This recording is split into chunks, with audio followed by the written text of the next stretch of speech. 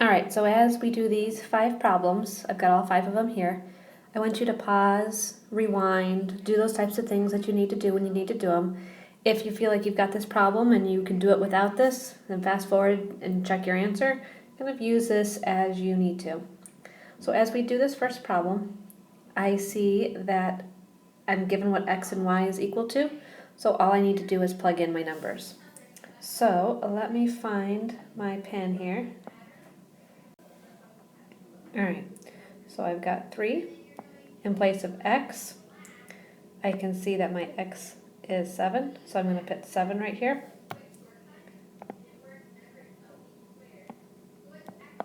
And then I have a plus sign. And then I have my 2.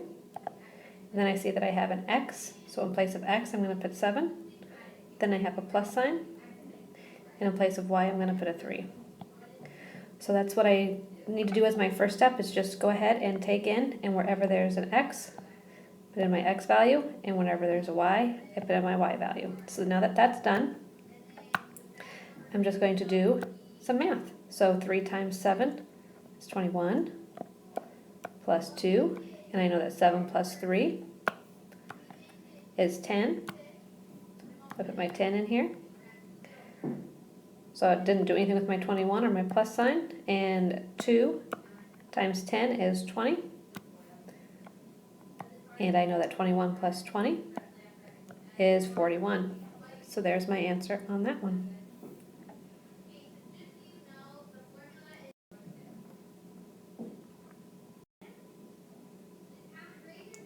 Alright, so we are going to go to a new problem.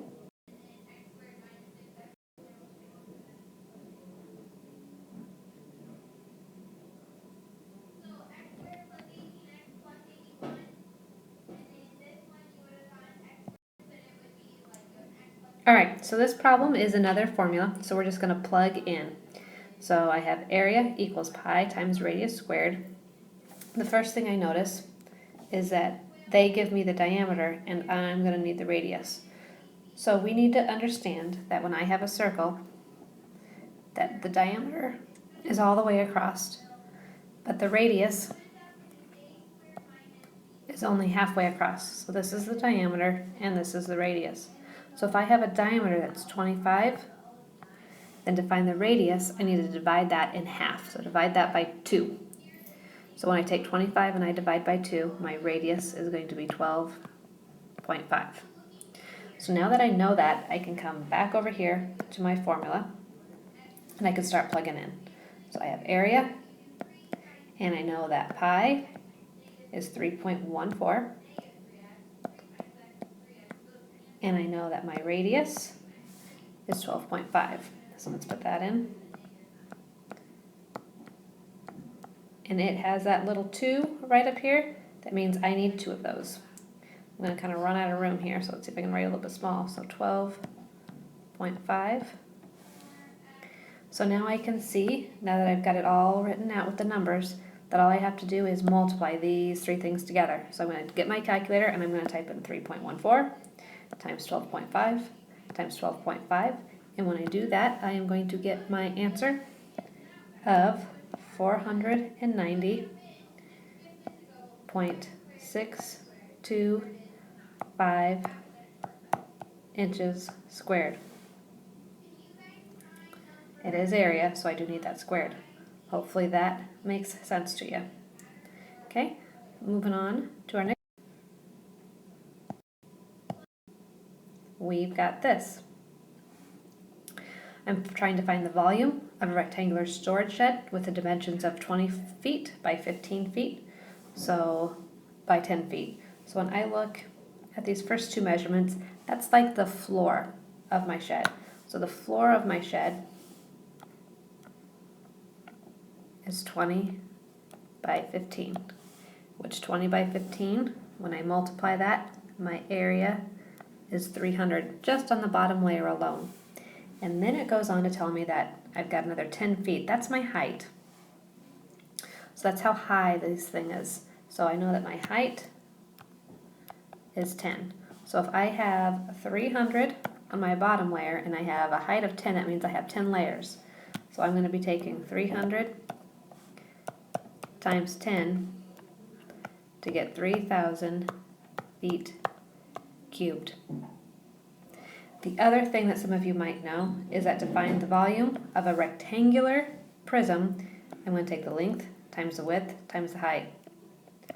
So I'm going to take 20 times 15 times 10. When I do all that, I'm going to get 3,000 feet cubed. All right, let's take a look at our next problem. And I have this. I'm going to write this number in standard form. Standard form is just a regular number. So I'm going to take this 5.0 and I'm going to move it 4 spots because that's -4 there. I'm going to have to move it 4 in the negative direction. The negative direction is going to be backwards. So I'm going to move it 1, 2, 3, 4, and that's where I'm going to move my decimal point. I'm going to fill in with zeros. That's a little bit confusing when you look at it. I'm not sure what that number is, so I'm going to rewrite it so that it is very clear to see that my number is 0005. And that's all there is to that one. I believe there's one more problem, so let's take a look at that. Okay, a couple things we need to think about here. I want to find the house with the lowest price, so I'm going to look at those numbers. See if you can pick out the lowest price number. That's what I see as the lowest. So I've got that. It wants to know is sold for how much less than the median or the middle selling price. So I've got to find the middle number. So I'm going to put them in order. So like I said, I had 190,000 as my smallest.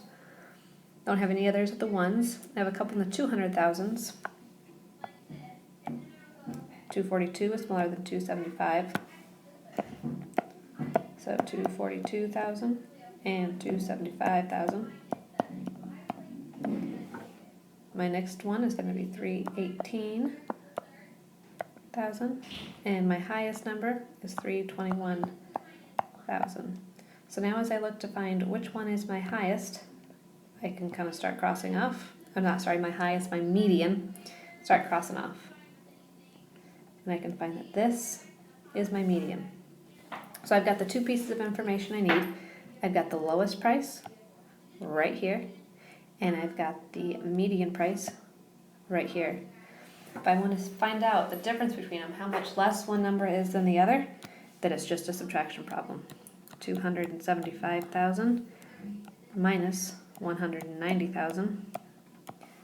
Try that in my calculator, and I'm going to get an answer of $85,000. All right, thanks.